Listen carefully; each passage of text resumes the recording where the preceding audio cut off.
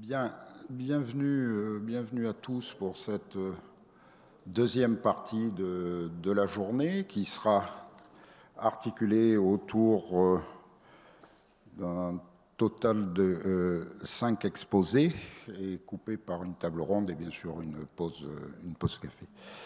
Bien, sans plus tarder, je vais inviter donc Daniel Handler à intervenir sur la thématique « Où va l'intelligence artificielle ?» Daniel, la parole est à toi.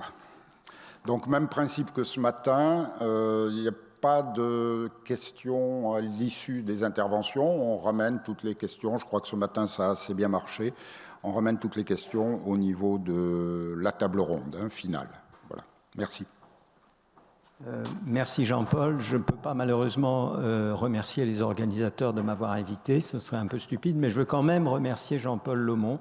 Ce n'était pas prévu, j'espère qu'il sera d'accord avec ce que je vais dire, à savoir que quand même c'est lui qui m'a invité notre académie à nous associer à ce projet et je lui en suis et nous lui en sommes extrêmement reconnaissants. Je voulais aussi attirer votre attention, mais là la slide est disparue, sur la slide qui illustre mon propos, qui est une représentation de Narcisse émerveillé par sa propre image, et ça peut peut-être alimenter votre réflexion pendant mon exposé. Alors, cette question, où va l'intelligence artificielle ? C'est assez culotté de la poser parce que tout le monde se la pose. Il y a littéralement des dizaines de milliers, peut-être des centaines de milliers de gens qui se posent cette question, depuis les grands entrepreneurs, Vladimir Poutine, enfin tout le monde se pose cette question. Mais finalement, de quelle question s'agit-il ? Qu'est-ce qu'on veut dire par « jusqu'où va l'intelligence artificielle » ? Alors, une façon de comprendre la question, c'est est-ce que l'IA va poursuivre sa trajectoire, sa conquête des différents secteurs de l'activité économique ? Ça, c'est clairement la question que se posent les politiques, les entrepreneurs, les économistes, les sociologues du travail, et ainsi de suite. C'est une question intéressante. Ce n'est pas la seule. On peut aussi poser la question suivante, est-ce que l'IA va réellement commencer à remplacer les humains, non seulement dans leurs activités économiques, celles qui sont comptabilisées, les métiers, etc., mais dans notre existence quotidienne d'humains, qui conduirait donc à une société mixte d'humains et de systèmes artificiels intelligents, véritablement intelligents. Je déteste le « une intelligence artificielle », en anglais One AI, c'est très bizarre. Moi, je préfère parler d'un système artificiel intelligent qui comprend d'ailleurs les robots notamment, mais aussi les algorithmes, etc. Ce sont des systèmes artificiels intelligents. Troisième question, est-ce que l'IA va même aller jusqu'à produire une super intelligence, en sorte que nous devrions nous incliner en quelque sorte devant cette intelligence supérieure qui vont prendre les choses en main et faire de nous en fait de simples exécutants, un peu débiles. Alors, supposons qu'il y ait une alerte à la bombe dans 2 minutes, je ne voudrais pas que vous partiez sans connaître mes réponses, je vais donc vous les donner, mes réponses en cas d'urgence. L'IA va-t-elle beaucoup progresser sur sa trajectoire actuelle sans limite préassignable ? Je réponds oui, sans hésiter. L'IA est-elle en chemin vers une intelligence véritable ? Et ma réponse est très clairement non. Et l'IA conduira-t-elle à terme à une super intelligence capable de prendre donc les choses en main et à nous réduire à la fonction d'exécutant et d'esclave ? Et ma réponse est également non. Alors, on ne peut pas tout à fait en rester là, d'abord parce que je n'ai pas été sauvé par l'alerte, donc je suis obligé de donner quelques arguments, et notamment parce que les réponses de Yann Lequin, que je connais depuis 30 ans et que j'admire énormément, elles diffèrent. Parce que lui, à la deuxième question, celle-là, la deuxième question, il répond oui, comme beaucoup de gens. Donc, on peut dire que je suis peut-être dans une sorte de minorité. Alors, On peut aussi remarquer que les réponses peuvent sembler contradictoires. Comment est-ce qu'on peut dire oui, l'intelligence artificielle va bel et bien continuer à se substituer à l'humain dans toutes sortes de tâches finalisées, professionnelles, etc., et dire que non, ils ne vont pas aussi commencer à envahir la vie quotidienne. Ça peut paraître contradictoire, disons, en forte tension. Et puis on peut aussi se dire, ce n'est pas la peine de répondre non à la question 3, à savoir est-ce qu'on va avoir une super intelligence, si on a déjà répondu non à la deuxième question, à savoir est-ce que l'intelligence artificielle va égaler l'intelligence humaine. On peut dire, si elle ne l'égale pas, a fortiori, elle ne va pas la surpasser. Donc, il y a quelques difficultés qu'il faut essayer de résoudre. Et l'explication, c'est que par intelligence artificielle, on ne veut pas toujours dire la même chose. C'est très banal, on trouve facilement dans la littérature actuelle toutes sortes de citations bien frappées qui expliquent que le mot IA a complètement perdu tout sens, ça va dans toutes les directions. Bon, voilà. Moi, je ne pense pas que ça a perdu tout sens, mais néanmoins, on peut entendre plusieurs entreprises sous le titre intelligence artificielle. Alors pour s'y retrouver un tout petit peu, il faut faire un petit peu d'histoire. Je vais essayer de le faire le plus rapidement possible, rassurez-vous. Donc on part d'un rêve qui est le rêve. Alors j'ai mis Turing entre parenthèses parce que Turing est un penseur extraordinairement subtil et je ne veux pas entrer dans la discussion de Turing, mais prenons Herbert Simon, Frank Rosenblatt, Marvin Minsky et les autres. Ne lisez pas ces citations en détail, on n'a pas le temps. Donc ils sont tous en train de dire que dans 10 ans, dans 20 ans, on va avoir des systèmes artificiels pleinement intelligents, au plein sens du terme, aucune espèce de réserve. Et l'idée, ce n'est pas ici de se moquer, ce qui serait trop facile, de leur optimisme, mais simplement de souligner que c'était vraiment ça leur intention, c'est ça qu'ils voulaient faire. Donc ça, c'est important pour la suite. Alors, à partir de ce rêve, on est arrivé à un programme de recherche. Par quelles étapes? Alors, d'abord, remarquez qu'il y a un petit peu deux facettes d'un même rêve. Les auteurs, au début, pensent à peu près de manière équivalente une machine pensante, une machine intelligente. Pour eux, c'est la même chose. Bon. Donc, ça donne lieu à, d'abord, deux projets. Le premier projet, c'est de fabriquer une machine pensante. C'est tout à fait clair dans les premiers écrits. Bon, alors, on va pouvoir se rabattre tout de suite sur le deuxième projet, fabriquer une machine intelligente, ce qui a l'air d'être un tout petit peu moins mystérieux et inquiétant. Et puis ça, on se rabat tout de suite sur l'idée, et ça c'est un moment fondamental dans l'histoire de l'IA et aussi des sciences cognitives, on va fabriquer une machine capable d'exécuter des tâches, voire toutes les tâches, requérant chez l'humain de l'intelligence. Alors, en réalité, ce programme est rapidement rencontré des difficultés. Et donc, on en est arrivé finalement au seul programme effectif de l'IA qui a survécu en quelque sorte aux affres de la naissance, qui est fabriquer pour chaque tâche une machine, un algorithme, mettons, capable de l'exécuter intelligemment. Avec cet intelligemment qui semble être un tout petit peu, circulaire. Je vais revenir sur cette question de qu'est-ce qu'on entend par exécuter intelligemment.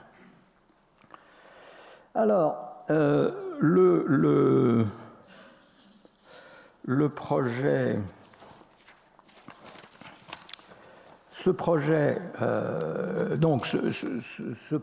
programme qui semblait effectivement celui de l'intelligence artificielle dès débuts, qui a permis effectivement au programme de recherche de décoller, à l'institution de se constituer, etc., etc., et néanmoins s'est heurté à des difficultés nombreuses, ce qu'on appelle parfois l'hiver, même le premier hiver de l'IA.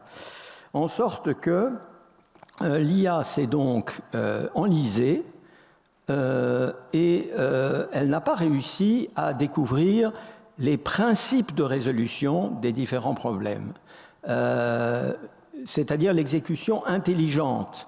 L'exécution intelligente, évidemment, exclut deux choses. D'abord, de préprogrammer la chose, et deuxièmement, éventuellement, de résoudre ça par force brute. Donc, par exemple, la célèbre victoire de Deep Blue sur Kasparov a été considérée comme une sorte de victoire volée, puisque Deep Blue utilisait une force brute prodigieuse qui, évidemment, finissait par écraser Kasparov. Et d'ailleurs, IBM considérait que Deep Blue n'était pas de l'intelligence artificielle, exactement pour cette raison-là.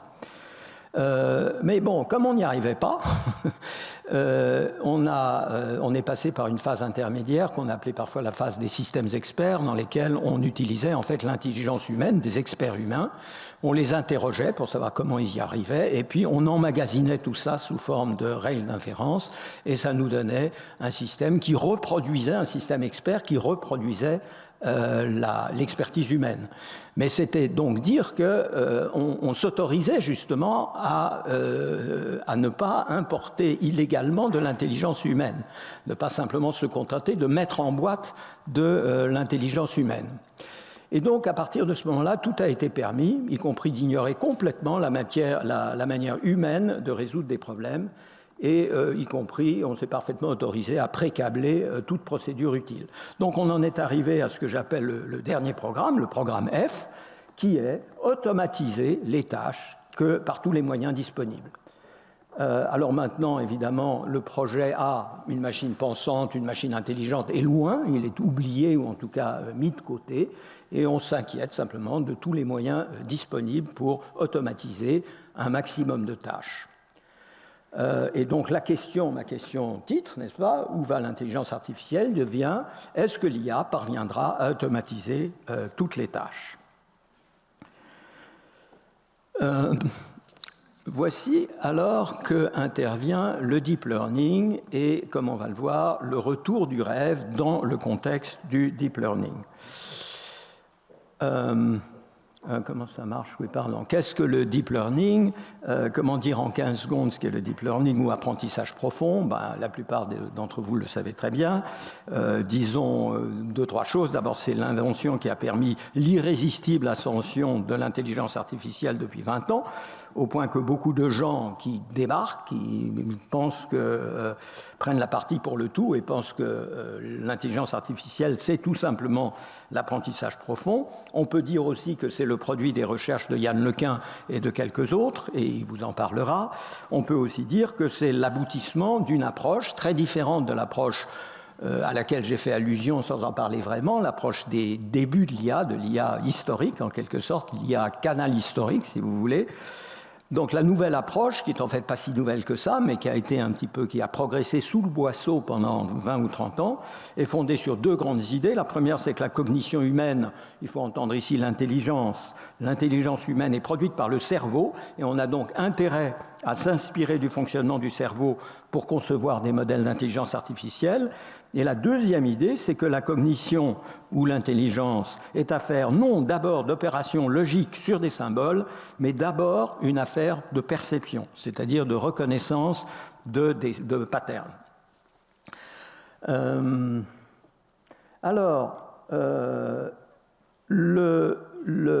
L'effet, n'est-ce pas? Le deep learning a eu deux effets. Le premier effet, c'est de faire progresser extraordinairement le programme E, c'est-à-dire le programme d'automatisation d'un maximum de tâches, qui est un succès qui a dépassé toute espérance, et qui est tout à fait extraordinaire, tout à fait remarquable, mais aussi de réveiller le vieux rêve. C'est-à-dire qu'après tout, pendant le temps que l'intelligence artificielle des débuts était en situation, disons, d'échec permanent, plus ou moins, enfin de grandes difficultés, on pouvait dire, de toute façon, pour l'instant, c'est tellement moyen qu'on ne va pas se demander si, etc. Donc on avait laissé de côté tout ce projet, ce rêve extraordinaire de la machine pensante ou de la machine intelligente. Mais maintenant, avec les succès du deep learning, le rêve revient. Et je vous ai donné 2 citations parmi d'innombrables qui sont intéressantes, parce que d'abord elles disent, voilà, c'est très bien ce qu'on a fait, disent, il y a 3 grands héros de cette affaire-là que vous connaissez, qui ont obtenu conjointement en 2018 le prix Turing, c'était Yann Lequin, que vous entendrez dans quelques minutes, Yoshua Bengio et Geoffrey Hinton. Et vous trouverez toutes sortes de citations, c'est facile, où ils reconnaissent une chose, à savoir que malgré toutes leurs prouesses, les machines qu'ils créent reste très bête, mais ça implique qu'elles pourraient et qu'elles devraient et qu'elles deviendront moins bêtes, c'est-à-dire elles deviendront intelligentes. Et donc c'est par ce canal-là qu'on voit renaître ce projet d'une machine intelligente au sens plein du terme. Oui, pardon, je me suis trompé, je ne sais pas ce qui s'est passé dans la transmission, donc mes lignes se révèlent dans un ordre un petit peu différent, mais j'espère que j'ai été quand même relativement clair. Alors, donc ça c'est le rêve qui renaît, mais pour l'exécuter, pour le réaliser, il manque quelque chose, selon les mêmes penseurs qu'encore une fois je respecte infiniment. Ils disent, il nous manque quelque chose. Et donc Hinton, dans un mouvement de désespoir rhétorique, dit selon moi, la seule chose à faire, c'est de tout mettre au panier et de recommencer à zéro. Mais on a d'autres déclarations, aussi bien de Yann Lequin que de Yoshua Bengio et d'autres, qui disent non, il nous faut une idée de plus, il y a un breakthrough, il y a une percée décisive à faire. Donc, une idée, une percée historique, ou alors, et ça c'est une conversation qui est assez antérieure déjà, mais qui se poursuit, il manque un ingrédient essentiel. On voudrait que les machines ne se contentent pas de simuler la compréhension, de simuler le sens, mais qu'elles comprennent vraiment. On voudrait que les machines soient dotées d'un corps afin de devenir incarnées. Après tout, l'intelligence humaine est incarnée. On voudrait qu'ils éprouvent des émotions. On voudrait qu'ils soient engagés dans des situations véritables comme nous le sommes. Ou on voudrait que ce soit le résultat d'une évolution biologique, etc. Donc, toutes ces idées sont très intéressantes. Ce n'est pas le lieu de discuter du fait que, selon moi, elles sont loin d'aboutir, elles ne contiennent pas vraiment la solution. Disons, essentiellement, ce n'est pas additif. Ce n'est pas parce que vous allez ajouter une bonne machine de reconnaissance des formes à une bonne machine logique, à une bonne machine qui simule les émotions, ou le corps, ou quoi que ce soit de ce genre, que vous aurez une véritable intelligence. Ce n'est pas comme ça que ça se passe. L'intelligence est en quelque sorte émergente. Mais je n'entre pas vraiment, ce n'est pas une discussion sérieuse, j'indique simplement le genre d'arguments qu'on peut éventuellement développer. Donc tout ça sont des spéculations intéressantes, évidemment, on a tout à fait le droit de spéculer. Alors, on peut aussi dire, mais attendez, on a peut-être mieux à faire que de spéculer sur une percée qui, pour l'instant, n'arrive pas, ou sur un ingrédient essentiel qui va nous livrer la clé de tout. On peut décider, plutôt que de poursuivre le rêve d'un système artificiel intelligent, au sens plein, n'est-ce pas, intelligent par lui-même, donc un système autonome, créer des systèmes qui assistent l'intelligence humaine en automatisant des fonctions toujours plus complexes et, si possible, toujours plus utiles. Et ça, c'est le projet de ce qu'on appelle parfois l'intelligence augmentée. C'est un projet qui a été parfaitement clarifié et défini par Douglas Engelbart au moment même de la naissance de l'intelligence artificielle symbolique, qui était donc un projet hétérodoxe et qui, depuis un certain nombre d'années, revient tout à fait sur le devant de la scène. Et par exemple, un de mes penseurs favoris, un grand spécialiste de l'IA, Michael Jordan, défend résolument ce programme de l'intelligence augmentée en laissant de côté donc le rêve toujours renaissant d'une intelligence artificielle autonome. Donc c'est une échappatoire parce que les perplexités ontologiques que j'ai sont mises en réserve, donc la question de savoir si une machine pense vraiment, a vraiment des émotions, va devenir vraiment intelligente, etc. Ça nous évite cette attente énervante de la percée théorique décisive, et c'est opportun parce que c'est peut-être plus réaliste et c'est plus efficace, en ce sens qu'on peut en espérer un rapport coût-bénéfice bien meilleur. Et puis, c'est moins dangereux. Alors, qu'est-ce que j'entends par moins dangereux ? Troisième partie, raison et danger d'un mirage récurrent. Le mirage d'une intelligence artificielle vraiment intelligente. Vous avez peut-être remarqué que j'ai employé un procédé rhétorique complètement illégitime, un procédé de sophiste qui consiste à dire que c'est un mirage. Ben oui, si je dis que c'est un mirage, ça veut dire que ça ne peut pas être atteint, n'est-ce pas ? Alors, il faut justifier cette façon de parler du mirage. Alors, je dirais qu'il y a en faveur de l'existence ou de la faisabilité d'une intelligence artificielle vraiment intelligente ou vraiment pensante, il y a essentiellement 3 arguments. Il y a l'argument du premier pas, c'est-à-dire du progrès irrésistible vers l'objectif. Il y a l'argument du non-miracle et il y a l'argument de ce que j'appelle de l'inévitable synthèse. Alors, aucun des arguments ne tient la route. Alors évidemment, affirmer ça, c'est s'exposer à, non pas au jet d'œufs pourris et de tomates, mais c'est s'exposer à de très très violentes critiques. Et je pense que, par exemple, Yann Lequin voudra peut-être en discuter, très probablement, tout à l'heure. Et bon, ce ne sont pas des arguments qui sont facilement reçus par la communauté de l'intelligence artificielle, surtout venant de quelqu'un qui, non, après tout, n'est pas un spécialiste d'intelligence artificielle. Je suis un mec, un épistémologue qui examine depuis 40 ou 50 ans l'intelligence artificielle, ses manifestes, ses programmes, etc. Alors, très très vite, l'argument du premier pas, c'est exactement, il se trouve, l'argument auquel Yves Frégnac faisait allusion. Enfin, c'est lié à cet argument de, j'ai oublié la promesse, n'est-ce pas? La question de la promesse. Vous dites, voilà, il est inévitable que nous aurons un jour un système artificiel parfaitement intelligent, véritablement pensant, etc.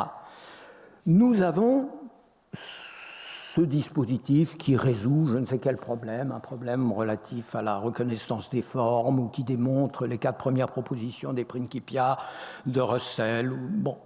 Eh bien, c'est un premier pas.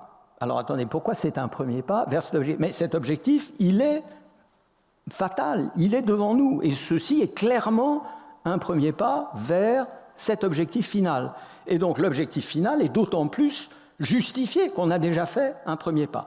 Alors, l'argument du premier pas est facile, évidemment, dans sa forme très générale, à réfuter. Je crois que le premier à avoir évoqué cet argument dans le contexte de l'intelligence artificielle, c'est mon maître Hubert Dreyfus, absolument honni de l'intelligence artificielle des premiers temps, qui disait tout simplement, écoutez, c'est pas parce que vous avez grimpé en haut du plus haut arbre de la forêt que vous avez fait un premier pas vers la Lune. Vous pouvez monter aux arbres les plus longs que vous le souhaitez et vous n'arriverez jamais à la Lune. Ça, c'est le premier argument.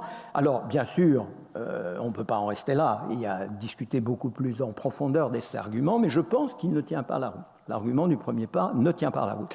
Alors, l'argument du non-miracle est un argument... Je ne dirais pas, oui, il est peut-être plus sérieux en ce sens que cet argument est très simple. Il dit, voilà, regardez, nous les êtres humains, nous sommes des êtres biologiques, nous ne croyons plus à un principe, une substance à la Descartes, donc nous sommes en fait des machines ou des organismes simplement parfaitement matériels. Et par conséquent, rien ne s'oppose à ce que un agencement du même type, un agencement matériel du même type, tel que ceux que veulent réaliser l'intelligence artificielle, n'obtiendra pas les bons résultats. Alors cet argument, il est plus difficile à réfuter. Il faudrait que vous vous empariez de mon livre sur le naturalisme, la silhouette de l'humain, pour que j'aurais du mal à donner un résumé de ma manière de réfuter cet argument. Mais simplement, on peut simplement dire que c'est un argument en un certain sens scientiste, c'est-à-dire qu'il dit tout ce que la science peut concevoir, la science peut le réaliser. Mais pas du tout. La science se heurte à toutes sortes d'énigmes. Et l'énigme de la construction d'une machine intelligente restera peut-être ouvert. On ne peut pas dire que fatalement ce problème sera résolu. Et alors l'argument de l'inévitable synthèse, c'est un peu la version ingénieure de la chose. C'est-à-dire dire, écoutez, regardez, l'intelligence, la pensée est le produit du cerveau, du système nerveux central. Bon, c'est un système matériel, certainement très compliqué. Et voilà, on peut synthétiser, parce que jusqu'à présent, on a toujours réussi à synthétiser des systèmes matériels. On peut synthétiser toutes sortes de choses. Par exemple, on peut synthétiser l'urée. On a synthétisé l'urée en 1800, je ne sais plus combien, 28. Eh bien, on va pouvoir synthétiser l'intelligence humaine, cette fois-ci en s'attaquant en quelque sorte à son substrat matériel. Et là aussi, Bien sûr, on ne peut pas s'opposer. Il n'y a de toute façon aucune preuve absolue qu'on peut ou qu'on ne peut pas. Au début, il y avait des dialogues tout à fait surréalistes entre, par exemple, Dreyfus et ici même Pitra. Pitra, qui est un grand pionnier de l'intelligence artificielle française, et Pitra disait « Vous ne pouvez pas me prouver, vous ne pouvez pas me prouver que l'intelligence artificielle est impossible. » Oui, personne ne peut prouver ni qu'elle est possible, ni qu'elle est impossible. On ne peut pas le prouver de manière déductive. On peut simplement offrir des arguments de plausibilité, ainsi de suite. Donc, je ne prétends pas du tout, même si j'avais eu le temps de développer ma contestation de ces trois arguments, je ne prétends pas du tout qu'ils sont, comme on dit en anglais, knockdown, n'est-ce pas? Il n'y a pas d'argument knockdown pour ou contre. Alors je dis qu'il n'y en a pas d'autres, simplement. Non seulement qu'aucun de ces arguments ne tient la route, mais je dis qu'il n'y en a en réalité pas d'autres. Et par conséquent, la charge de la preuve n'est pas à ceux qui disent « mais on ne va pas y arriver », la charge de la preuve est à ceux qui disent « on va y arriver, on va nécessairement y arriver ». Alors je dis que c'est un mirage, néanmoins. Donc j'espère vous avoir convaincu que c'est un mirage, mais peut-être pas, disons, à accepter à un moment cette manière d'en parler, que c'est un mirage séduisant. Et je me suis demandé pourquoi c'est un mirage séduisant. Mais tout simplement, je pense, parce que c'est une perspective très excitante. L'idée qu'on puisse fabriquer une intelligence de synthèse ou un ersatz d'intelligence parfaitement intelligent, parfaitement pensant, évidemment, c'est une nouvelle extraordinaire. Hein, ça a des conséquences philosophiques, éthiques, ontologiques, anthropologiques, théologiques, juridiques, de toutes sortes. Donc, c'est quelque chose qui est effectivement très excitant, et beaucoup plus excitant que le projet simplement d'automatiser des processus cognitifs ou mentaux les uns derrière les autres, qui est un très très beau projet d'ingénieur, si vous voulez, de scientifique et d'ingénieur, mais qui excite beaucoup moins évidemment les foules et stimule beaucoup moins l'imagination. Alors c'est quand même peut-être un mirage utile, en deux sens, en quelque sorte une double heuristique. C'est un mirage qui peut peut-être nous aider à détecter des cibles intéressantes. Après tout, l'intelligence humaine, c'est quelque chose d'extraordinairement adaptatif et opératoire, et ce serait intéressant de voir une à une, en quelque sorte, quelles sont les cibles de l'intelligence, quelles sont les performances de l'intelligence qui seraient particulièrement intéressant d'essayer de reproduire, n'est-ce pas? Donc l'intelligence humaine deviendrait un modèle, sert comme modèle, ou alors pour détecter des mécanismes prometteurs, hein, comment l'esprit humain ou le cerveau s'y prennent pour obtenir tel et tel résultat, et ça c'est plutôt l'intelligence humaine comme source d'inspiration. Alors c'est un mirage aussi certainement dangereux, parce que... je me réfère à mes notes parce que je manque de temps maintenant. C'est un mirage dangereux parce qu'il laisse à penser que pour se rapprocher de la vraie intelligence, il faut compliquer, perfectionner, combiner des systèmes artificiels intelligents. Et inversement, que plus on complique, perfectionne et combine ces systèmes, plus on se rapproche de la vraie intelligence. Or, plus les systèmes qu'on construit sont compliqués, imprévisibles, impénétrables, plus ils échappent à notre contrôle, moins ils offrent de garanties de faire ce que nous les avons chargés de faire. Il devient donc impossible de les certifier, pour reprendre un terme très important dans l'exposé de Jean-Paul ce matin, et moins il devient possible de les réparer.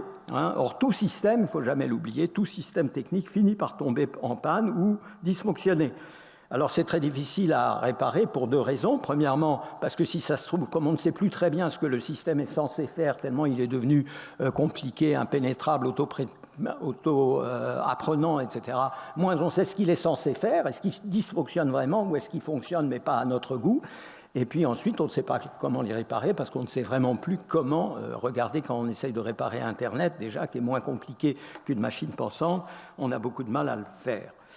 Et quand un système de ce genre est profondément intriqué dans les processus humains, alors ces bizarreries ou ces défaillances éventuelles ont des chances appréciables d'être catastrophiques. Donc j'en viens à ma conclusion, j'en ai encore pour une minute. Quelles sont dans ces conditions ce que je vous appelle de manière un peu pompeuse peut-être les prescriptions d'une sagesse collective?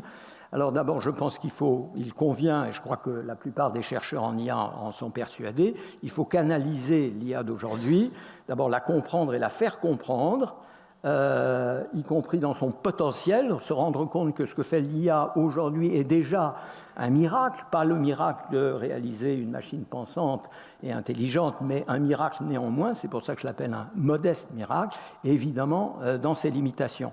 Il faut lui assigner des repères éthiques et déontologiques, c'est évidemment l'immense effort de l'éthique de l'IA, de AI for Good, etc. Et puis il faut l'orienter vers des objectifs importants. Il y a peut-être plus important que de me dire quelle est la meilleure pizzeria à 20 mètres d'ici. On peut peut-être penser à d'autres causes, en quelque sorte, auxquelles l'IA pourrait contribuer. Et puis le mythe, il faut peut-être le conserver puisqu'il a une certaine utilité. Il est utile comme stimulant de l'imagination scientifique. Il est utile comme heuristique, tant pour l'IA que pour les sciences cognitives, mais il ne faut pas s'y inféoder, et par là, je veux dire qu'il ne faut pas considérer que la construction d'une machine pensante est le seul objectif ultime qui donne un sens à l'entreprise. Il ne faut pas souscrire à l'idée que cet objectif est atteignable, et encore moins proche d'être atteint. Je vous remercie.